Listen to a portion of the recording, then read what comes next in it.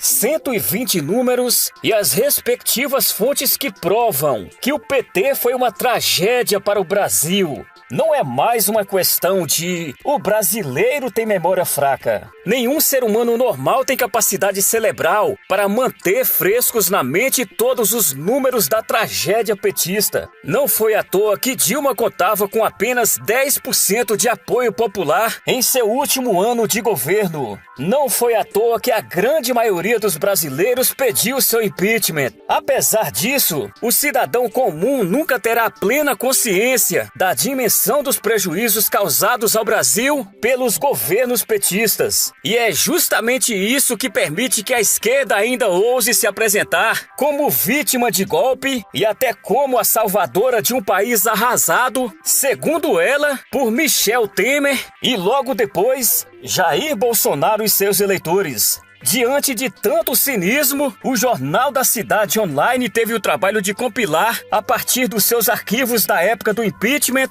alguns números que ilustram muito bem o nível de devastação do petismo. Todas as fontes estão disponíveis na descrição deste vídeo. Economia e estatais. Dilma entregou um país com inflação de 10,7% em 2015, a maior taxa desde 2002, e uma taxa de desemprego de 10%, um aumento de 38% em relação ao ano anterior. Ou seja, cerca de 2,8 milhões de pessoas perderam o emprego em apenas um ano. Em 2015, o país tinha uma dívida pública de 2,8 trilhões, 21,5% superior à de 2014. A parcela do PIB destinada a investimento era de 2%. Paraguai e Peru, por exemplo, investiam 11% naquele período. A renda média do trabalhador caiu 3,7%. A produção de bens de capital, máquinas e equipamentos teve queda de 24%, com a atividade industrial como um todo tendo diminuído 11%.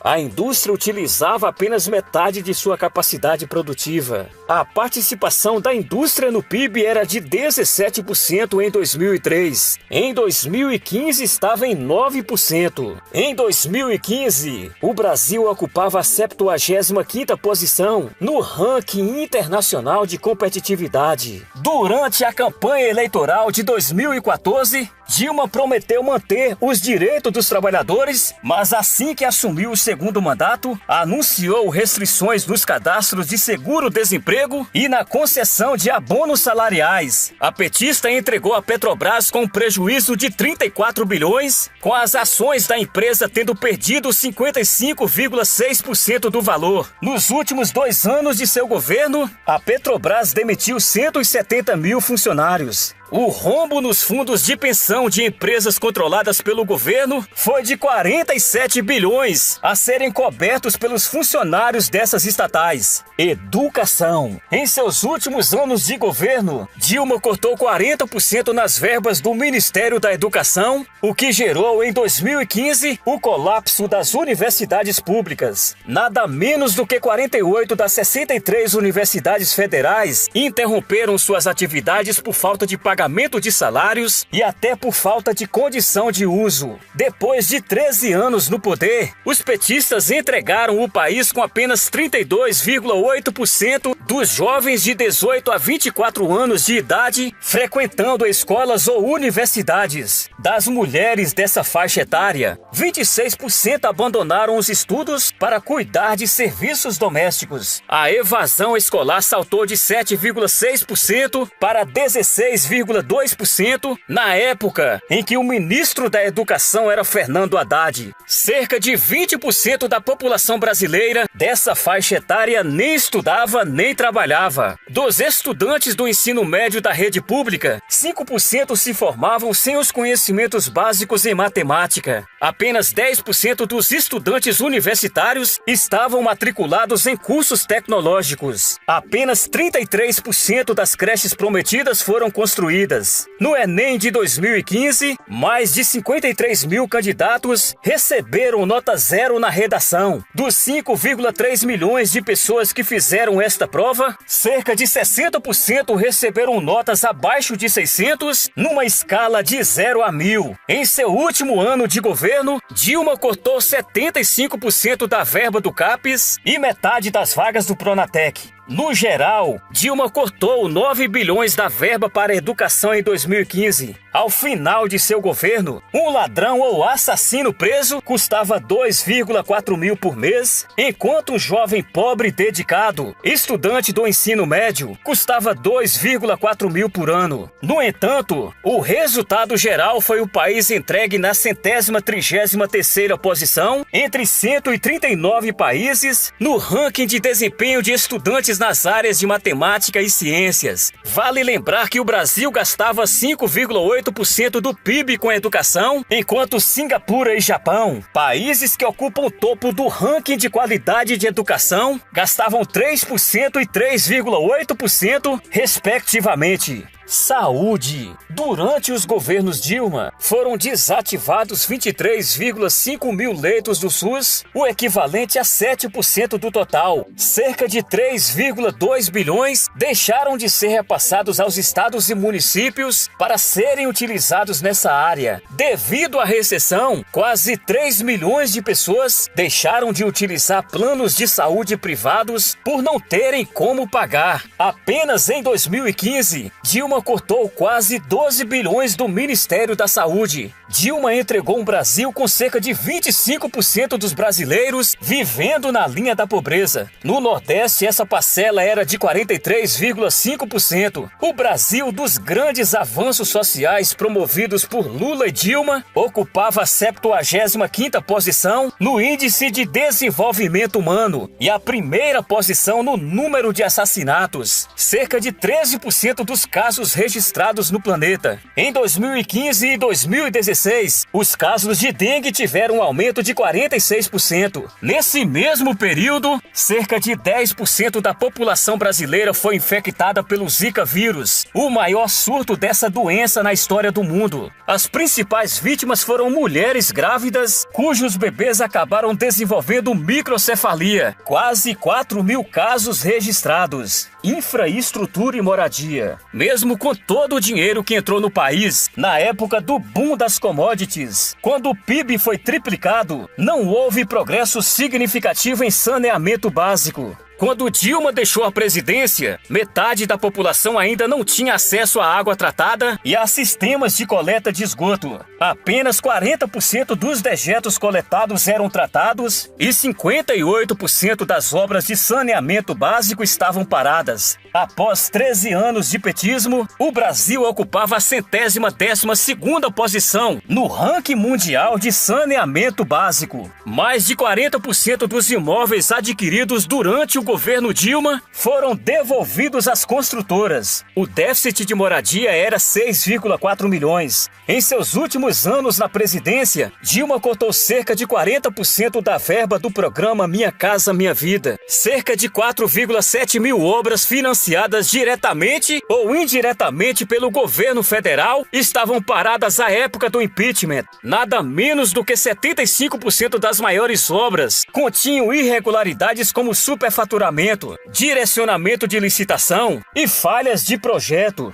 Nos anos de 2014 e 2015, Dilma cortou 85% da verba para a construção de novos presídios. Em campanha, Dilma prometeu não cortar programas sociais, mas assim que entrou em 2015, cortou 87% da verba destinada a eles. Sabe o discurso ambientalista da esquerda? Pois é, nos 2 últimos anos do governo Dilma, o país registrou um aumento de nada menos do que 286% no uso de energia termoelétrica, grande poluidora do ar. A produção hidroelétrica caiu de 91% em 2011 para 79% em 2014. A construção da usina de Belo Monte, superfaturada em 3,4 bilhões, desabrigou 51 mil moradores de pequenas comunidades ribeirinhas, incluindo aldeias indígenas. e alagou uma área de floresta equivalente a 282 mil campos de futebol, cerca de metade do território de Brasília. O projeto de transposição do Rio São Francisco foi executado com diversos erros técnicos que gerarão mais prejuízos do que benefícios para a região como um todo. Além disso, desabrigou 33 aldeias indígenas e derrubou ou fragmentou cerca de 430 hectares de vegetação nativa.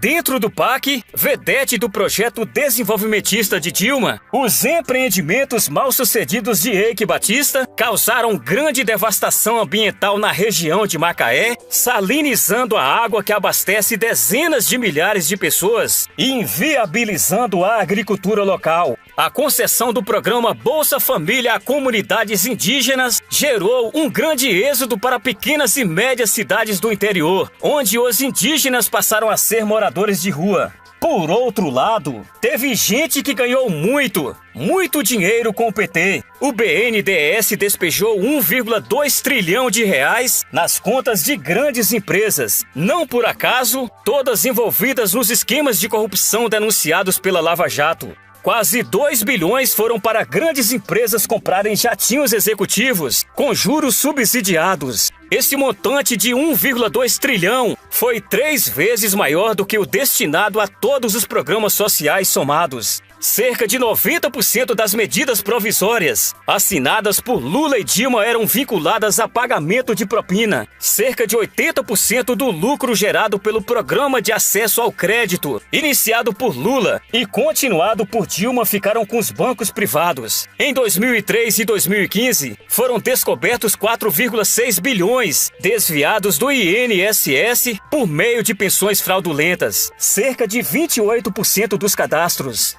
Mais de 500 mil pessoas eram beneficiadas indevidamente pelo Bolsa Família. Apenas entre 2013 e 2014, Dilma pagou mais de 2,5 bilhões para pessoas que não tinham direito ao programa. No programa Minha Casa Minha Vida, cerca de 1/3 dos beneficiados não preenchiam os quesitos do programa. Dentre as 578 mil pessoas que receberam imóveis subsidiados pelo governo, estavam 1.017 políticos, 62 mil empresários, 144 mil servidores públicos, 38 mil pessoas falecidas. Em janeiro de 2016, Dilma sancionou o aumento de 163% dos recursos para o fundo partidário. Durante os governos petistas, o MTST recebeu 89 milhões, a CUT recebeu 2,3 milhões, além do dinheiro que já tomava dos trabalhadores por meio do imposto sindical. Outras 40 entidades ligadas ao MST receberam juntas cerca de 150 milhões. A Uni recebeu 57 milhões. As transferências de verba para ONGs, fundações, pastorais de igrejas e outros tipos de organizações civis foram de 4,1 bilhões em 2015. Mais de 3 mil ONGs dependiam do dinheiro do governo. Durante os governos Lula, os bancos lucravam 9 vezes mais do que durante os governos FHC. Entre 2002 e 2010, os 9 maiores bancos brasileiros expandiram seus lucros em 550%. Apenas o Itaú Unibanco teve um lucro de 23,35 bilhões em 2015, o maior lucro anual de um banco registrado na história do país. De todos os projetos que conseguiram patrocínios culturais via Lei Rouanet, subsidiados pelo governo em 2014, 50% dos recursos ficaram com apenas 3% dos proponentes, não por acaso em benefício dos artistas que lideraram a campanha contra o impeachment. Das 15 empresas que mais apoiaram projetos pela Lei Rouanet em 2015, 7 são estatais. Dilma gastou mais de 9 bilhões com publicidades em 4 anos. Quando iniciou o segundo mandato, Dilma prometeu conter os gastos do governo, extinguindo 3 mil cargos comissionados. Quando deixou o governo, havia extinguido apenas 346. Das 30 secretarias que prometeu extinguir, extinguiu apenas 7. Dos 200 milhões em gastos não obrigatórios, nos ministérios e secretarias que prometeu cortar, cortou apenas 16 milhões. Dilma não cumpriu sequer a promessa de cortar 10% de seu próprio salário e de seus ministros. Ministros. O TSE constatou que 1/3 dos gastos da campanha de 2014 de Dilma foi para 43 empresas de fachada, criadas especialmente para lavar dinheiro de propina. Ao todo, foram 133 milhões para empresas que sequer tinham funcionários. Nessa campanha, 348 cidades brasileiras, 6,2% do total, tinham mais eleitores registrados do que habitantes. A grande maioria dessas cidades está nas regiões Norte e Nordeste, não por acaso redutos eleitorais do PT. Levantamento feito pelo TCU revelou que durante os governos Lula e Dilma, desapareceram 4.564 bens pertencentes à presidência da República, além dos citados não terem incorporado ao patrimônio público 716 presentes que ganharam de chefes de estados, como prevê a Lei 8.394 de 1991. Além das obras superfaturadas, a Olimpíada deixou um prejuízo de 120 milhões em equipamentos, como computadores e material de escritório, que tiveram de ir para o lixo porque simplesmente não tinham onde serem guardados, nem procedimentos de reutilização e de venda regulamentados. A Copa do Mundo rendeu ao governo brasileiro cerca de 1 bilhão em pendências judiciais. O Maracanã chegou a ficar desativado por falta de manutenção. Ufa! Reparem que não citei os números da corrupção no Congresso, no BNDES, nos ministérios, no projeto da refinaria de Abreu e Lima, na usina de Belo Monte, na Petrobras e em diversas outras estatais. Bilhões de reais que ilegalmente turbinaram as campanhas eleitorais dos petistas, que enriqueceram políticos aliados e pessoas amigas. Também deixei de fora os bilhões que foram desviados para as ditaduras em Cuba, na Venezuela e na África. O fato é que a esquerda teve sua chance, mas priorizou a corrupção e o desperdício de dinheiro. Lula pegou muito pouco tempo de cadeia. Dilma deveria estar presa. Fernando Haddad nem deveria sequer existir. Precisamos ter paciência com o atual governo, porque não será em poucos meses que se consertará o estrago feito em mais de uma década. E a partir de agora eu quero que você deixe o seu importante comentário, inscreva-se aqui no canal youtube.com/Célio Lobo, ative o sininho para receber diariamente os melhores vídeos em apoio ao governo Bolsonaro e compartilhe este vídeo.